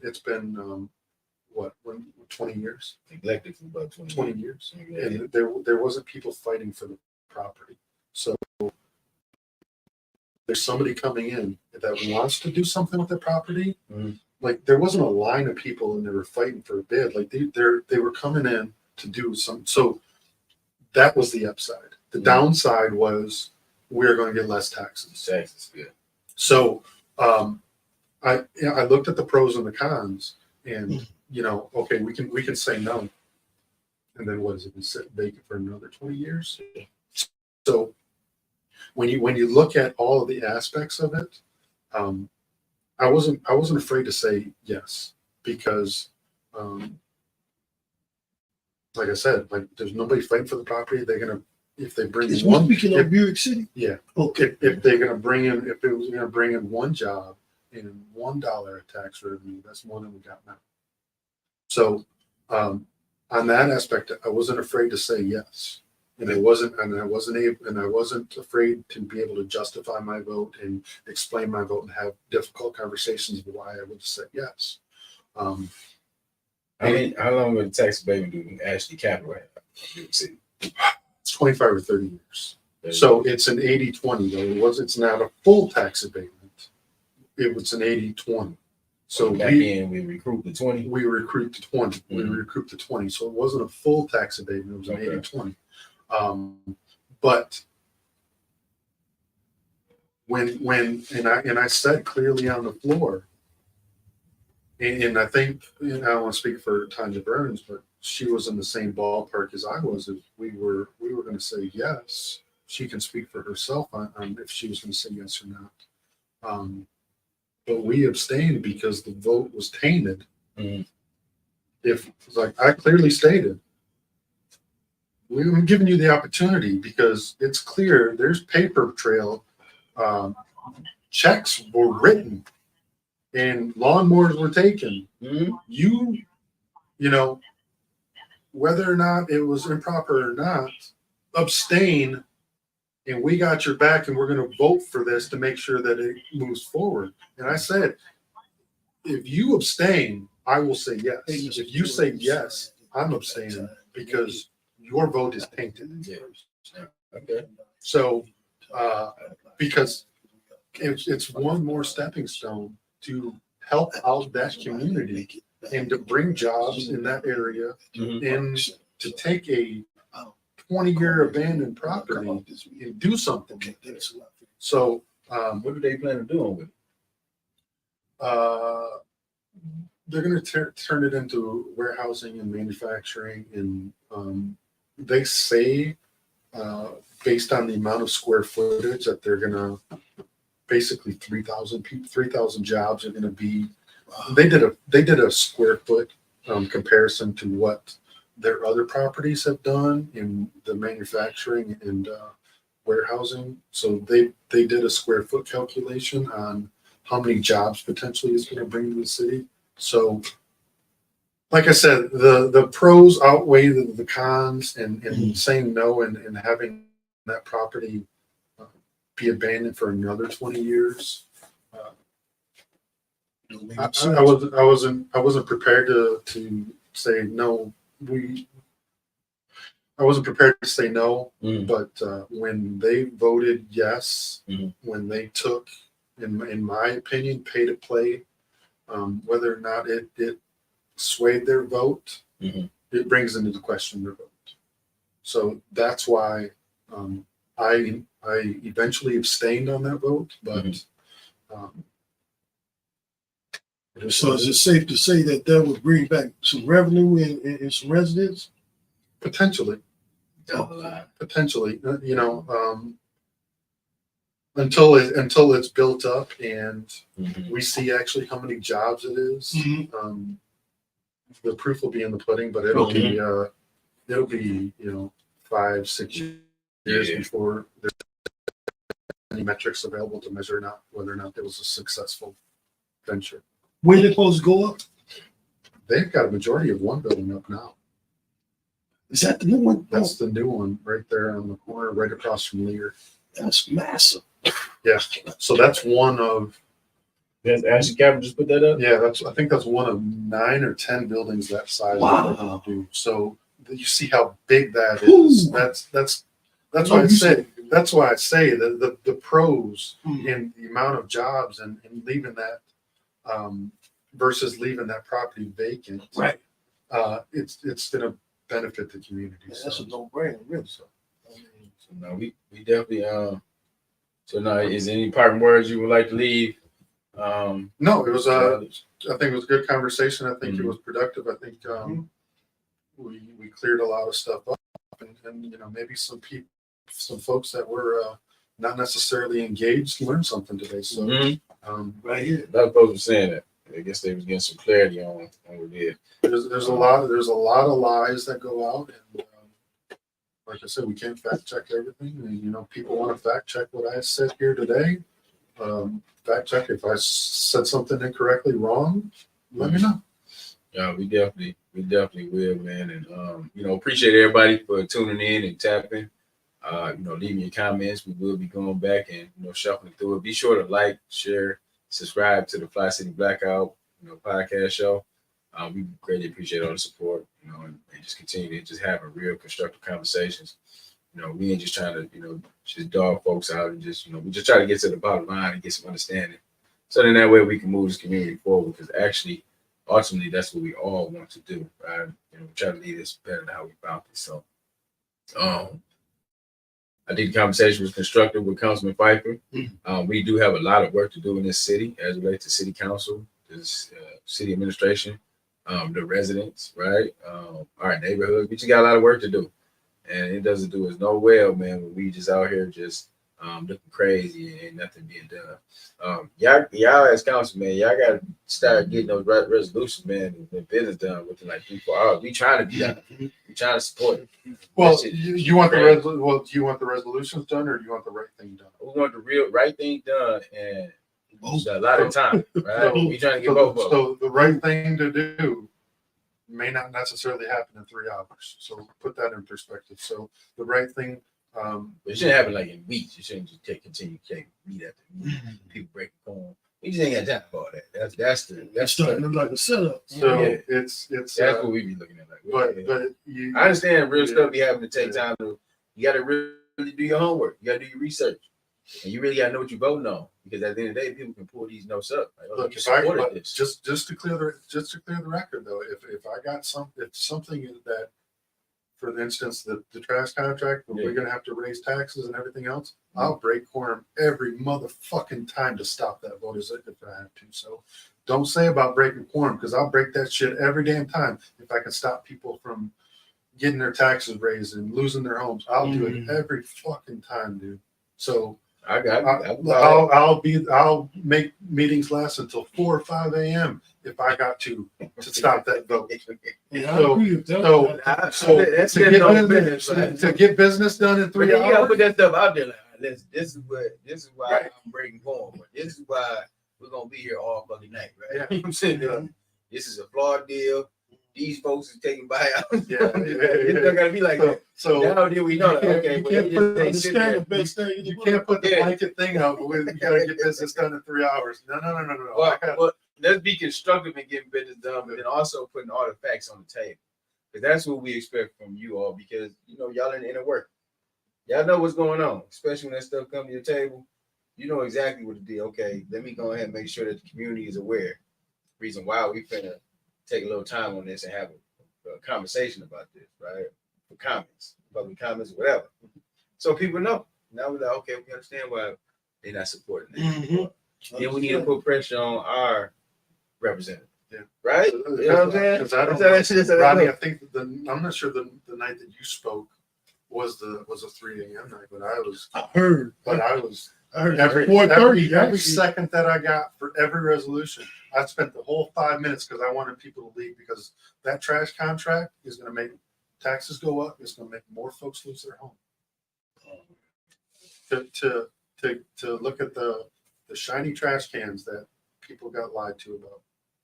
So, but hey, it was great coming down.